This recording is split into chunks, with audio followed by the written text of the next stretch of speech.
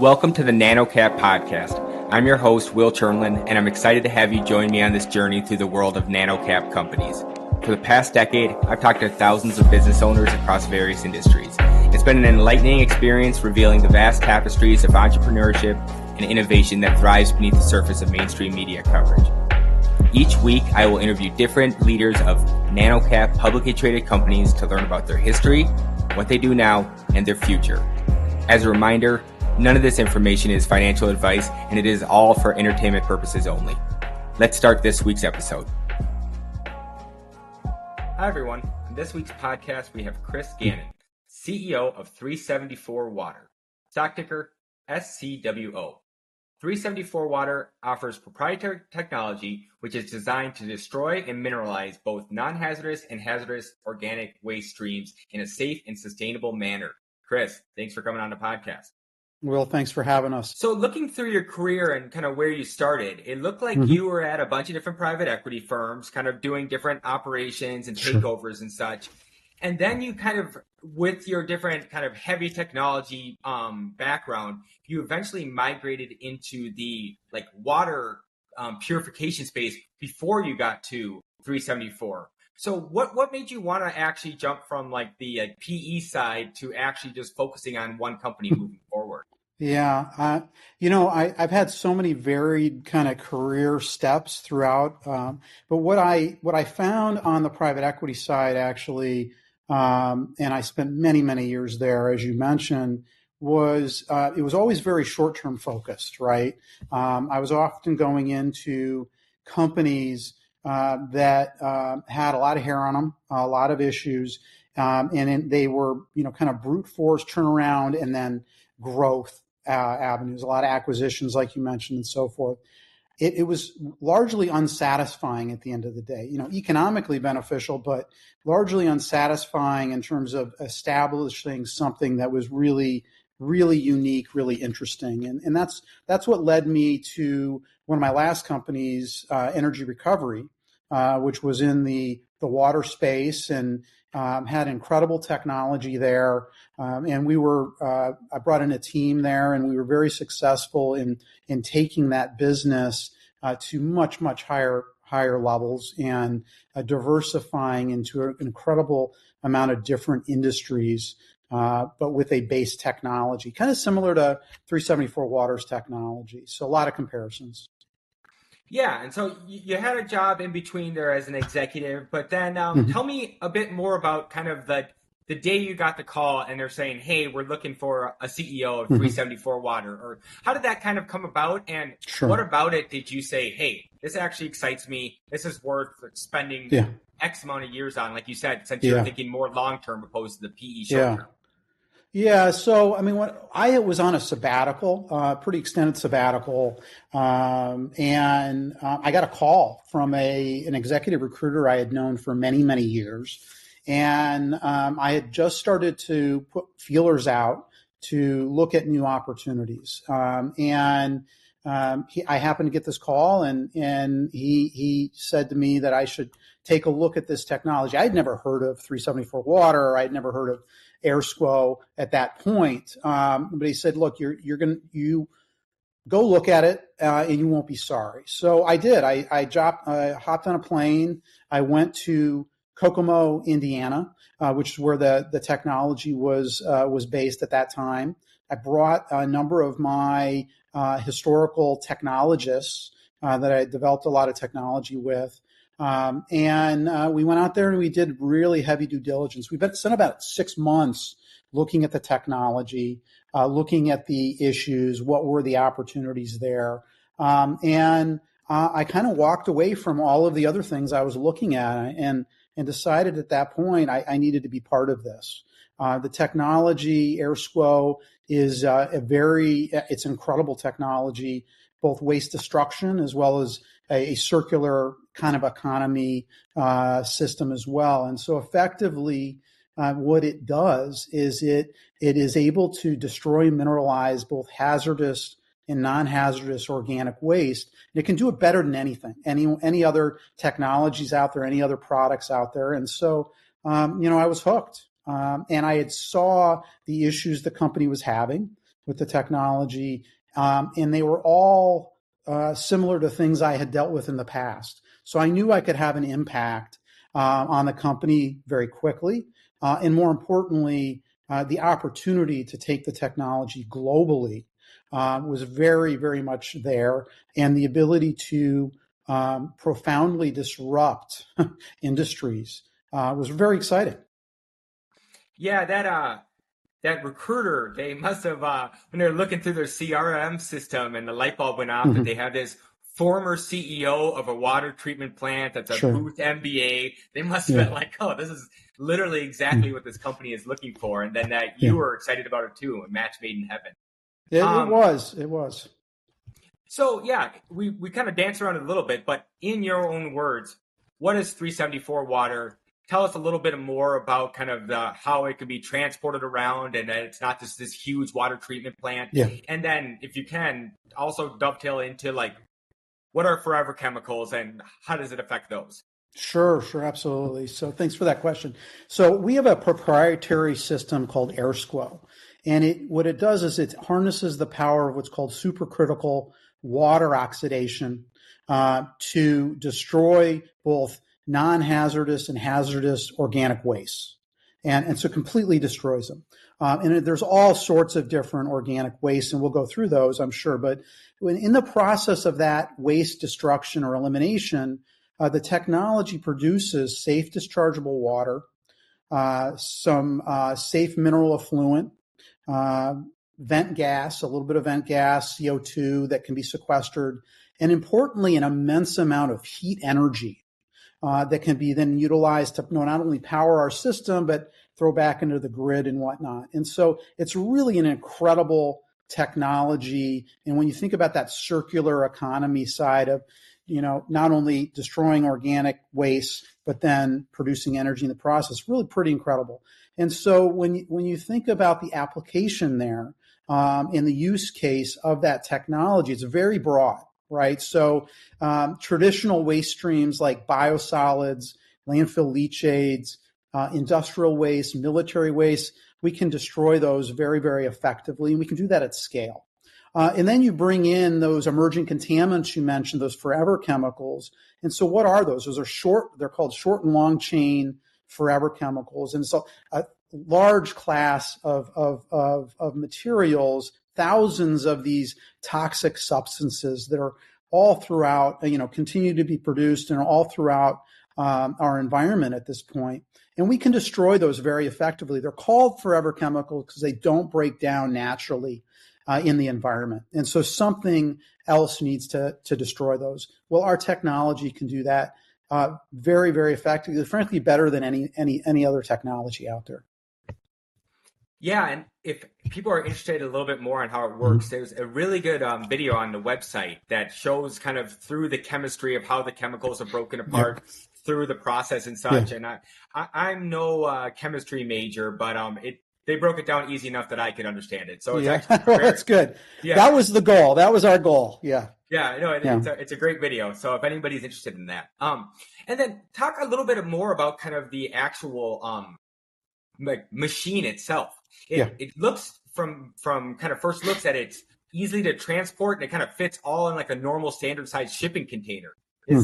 Is that meant to then kind of like show up at spots of where there might be spills, or is that just the easiest way to mass produce these in a container that already is kind of ubiquitous and everyone already uses it?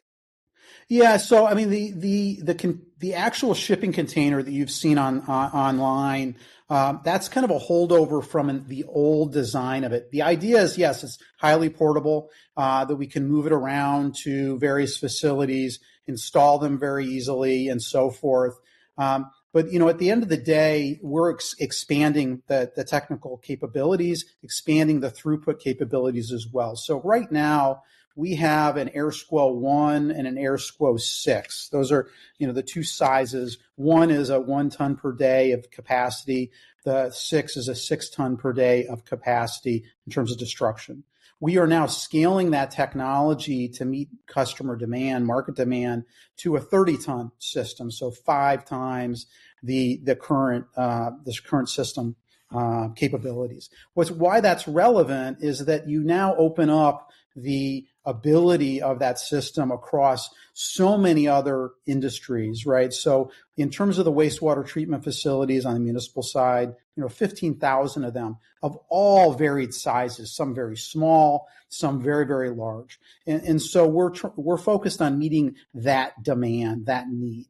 We're also now offering waste destruction services to customers, specifically the military and the federal government, in large part, are interested in waste destruction services. And so we need to have a variety of capacities or sizes of that technology. And then the industrial segment, which is a lot of subsegments or verticals there, are also interested in the service side, not just purchasing our technology. Yeah. So, as you kind of mentioned the different segments, for you as a kind of customer base, how would you say percentage-wise it's broken up between, like, say, federal government compared to municipalities compared to like private corporations to maybe even like NGOs? Yeah. So, we started out focusing on the municipal sector, right? And specifically biosolids. So we kind of as an organization, bit off the hardest one first, that being biosolids, because it's so varied, and so we have a very large pipeline of opportunities on the municipal side for municipal wastewater treatment, for landfill leachate, things of that nature. We also then started to pursue the federal government, the military. There are 715 military bases around the country that are highly contaminated or storing highly contaminated wastes on those facilities that they want to destroy, right? And so we pursued that the federal government opportunity as well. There's immense amount of opportunity and application there as well. And we've just now started to go after the industrial market and educate the industrial market or those market segments on our technology, our capabilities. So early days there, but we right now have about a $1.8 billion pipeline of opportunity at this point. So truly, truly enormous. And then kind of to expand on that pipeline, tell me a little bit more about kind of how you want to expand into international. And where you see, do you see it as like you want to be near textile plants in Vietnam, or is it something where they want to extra clean water in Norway? Where's the market there? Yeah, so internationally, the market's literally everywhere, and so when you think about the European markets, there's lots and lots of applications on the water processing, wastewater. Certainly the governments, and so forth, and in industrial. So there's, again, lots and lots of opportunities there. Over in the Asian markets, they're dealing with the same issues, right? That we are all dealing with here in the United States. And so, the application side is very, very broad. We're focused right now on the U.S. market or North American market more broadly, because we're still a relatively small organization, and we have, our pipeline of opportunity is mostly centralized to the United States and North America more broadly right now. And so that's where we're focused. Over the next couple of years, we do look to go and move international, and we'll do that with, other partners, other major corporations out there that already have a foothold in those other markets. So since you work with the government, and then also there's like a big education piece that people may not even know the problem exists. How do you all like approach lobbying / just like education of just making sure that people know that, hey, these soldiers are living in a plant that might have toxic chemicals. We really could help them out. How do you get the message across, and what's kind of the strategy there? Sure. Well, I think, for us, it's all about education and demonstrating our technology, right? Because seeing is believing. And for me, again, going back to when I first got introduced to the technology, I went to the facility and I saw it actually process at that time biosolids. And when you see biosolids go in and water come out, you either have a kind of just earth-shattering, oh my God, I can't even believe this is possible, which was my my reaction, or you're in essentially disbelief, saying this isn't really happening, and where are you dumping in the tech, the waste. And so what we do is we do a tremendous amount of demonstrations. We start out at our lab. We do lab demonstrations where we take waste from, whether it's the military, industrial sites, and so forth, and then we process it there, often with the customer on site, so they can just see the effectiveness of AirSCWO in, again, destroying that organic waste. We then move to larger scale, commercial scale demonstrations often, and we do that either at our site or we go to their facilities where they have a lot of it, and we spend time there destroying that waste there. And that starts that process. It's a long sales cycle, as you can imagine, but it starts that process. Now, what's interesting about the federal government is they've been talking to us for a number of years about establishing our own, what are called RCRA permitted sites, where we can accept municipal or hazardous and non-hazardous waste streams there. Well, that's not our business. Our business is not to run RCRA sites. So we are in the process of establishing partnerships with major treatment, storage, and disposal environmental companies across the U.S. to do just that. And we have our partnership model is a revenue share model there, where we're working with them. They're transporting the waste in to those facilities, and then we destroy it. And so to kind of go piggyback on the government question again, Is there any sort of like legislation in the pipeline saying that certain companies or municipalities have to use your products? Because it seems like that's in the near to not too far future that, hey, basically forever chemicals are illegal forever type of thing. Yeah. There's, so it's certainly, it's moving towards that, right? There's already been legislation. There's already been work at the EPA done right around drinking water and water regulations around that. When you think about the wastewater treatment facilities, they actually ended up sending their water to municipal water treatment facilities, right? And it becomes drinking water. So at the end of the day, it gets there somehow.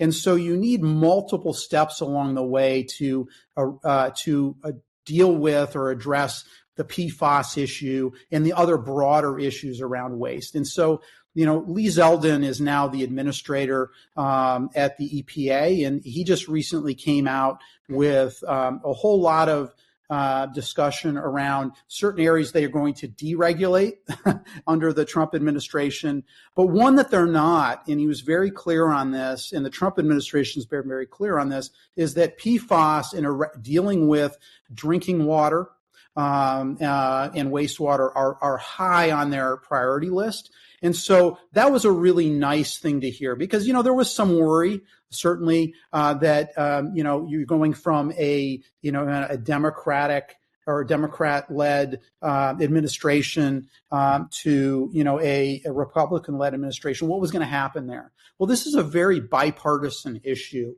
we find. And Lee Zeldin, again, the EPA administrator, just recently re-articulated that. So we're feeling very good about that. So what does that mean for us? That means that, look, it's game on. We are going after aggressively the thousands of wastewater treatment facilities across the country. We're in discussions with water utilities as well to help them and assist them in addressing their needs. And then, of course, at the federal government level, look, you have people that are living in and around these bases, and they're highly, highly contaminated. That's just one small example of the overall issue here. And so we believe we have the technology that can address these solutions and address them very effectively. And we have the proof.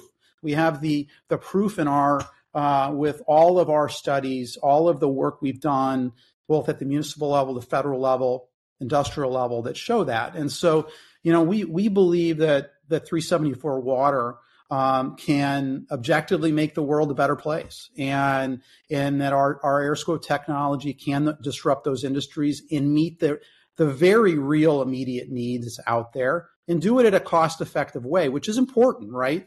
And to be able to do it cost-effectively. So again, we think we have the solution. Yeah, and I love the tailwinds behind you of them wanting to bring manufacturing back to the U.S. while keeping our water clean is a double whammy that both is very, very helpful to you or with what your clients need and such. Yeah, absolutely. Well, one point on that, what's interesting about the move to, bring manufacturing back, if you think about a lot of those manufacturing processes, right, they all produce wastewater. Exactly. And there's all bad contaminants in there. And so, we can, again, be a solution there, we believe. Yeah, no, that's great. So as we're kind of wrapping up here, where do you see yourself in 5 years? How many of these machines are around the country cleaning water? What's kind of the best case scenario in the next 5 years? Well, our goal over the next 5 years is to go international, and reach around 250 to 500 million in revenue over that time period. And that's going to be a mix of waste destruction services. So right now we are focused on establishing these RCRA permitted TSDF facility waste destruction service activities across the United States. And so we're in deep discussions and negotiations with the major players to accomplish that, and we're making great progress. We're also going to sell our technology, right, to those that would prefer to just own our systems. And so, we're going after all of those right now domestically. And then as we go internationally, again, the goal is to become large very fast. And we don't see much in our way at this point to accomplish that. We clearly have the preeminent technology out there. We have the scale of our technology. Most other players in the space that are looking to destroy organic waste materials like we are very subscale, very sub-commercial scale. We're not in that situation. So we're building up our capabilities. 10 years out, look, my hope is that we're in every country. We're in every wastewater treatment facility in some capacity. We're servicing all of the governments around the world to destroy the waste that they're producing, and then we're working with all major corporations on their wastewater. I see that as a very real possibility. And again, that's why I'm here and why I jumped into this business at this stage, is because I see the opportunity here to be so incredibly profound. Yeah, I usually end my interviews with asking the guest what gets them excited about the company, gets them out of bed each morning. But you pretty succinctly there laid out the message, laid out the mission, and laid out the possibilities. So no, very exciting. Thank you for everything you do to keep all of our water clean and everything you will do. If my guests are more interested in what you're up to, where should I send them? Well, I mean, I think the first step is certainly for them to jump on our website and look at some of the videos and some of the materials we have out there. And then look, we are, of course, love to host people at our sites to come in and actually see the technology in action. Because again, seeing is truly believing. It's really incredibly revolutionary technology, and so we're down in Orlando right now at the wastewater treatment facility there, and we bring through people pretty consistently on a monthly basis. We will soon be out in Orange County in California, and certainly would love to host people out there as well. And then later in the year, we will be establishing our waste destruction service activities, and we would certainly welcome people on site there as well to see what our technology can do. I will include links to the website in the description to the podcast. Yeah. Chris, thank you so much for coming on the podcast and everything you do. And for those of you still listening, please remember to subscribe and review. Thanks. Thanks so much, Will. Bye-bye now. This podcast is for informational purposes only. and does not provide financial, legal, or any other advice. The information is not investment advice or any offer to buy or sell any securities or to make any investment. The views expressed by the guests are their own, and any reference to third-party products, services, or information does not constitute an endorsement therefore by NanoCap Podcast or its affiliates. The NanoCap Podcast Express disclaims all liability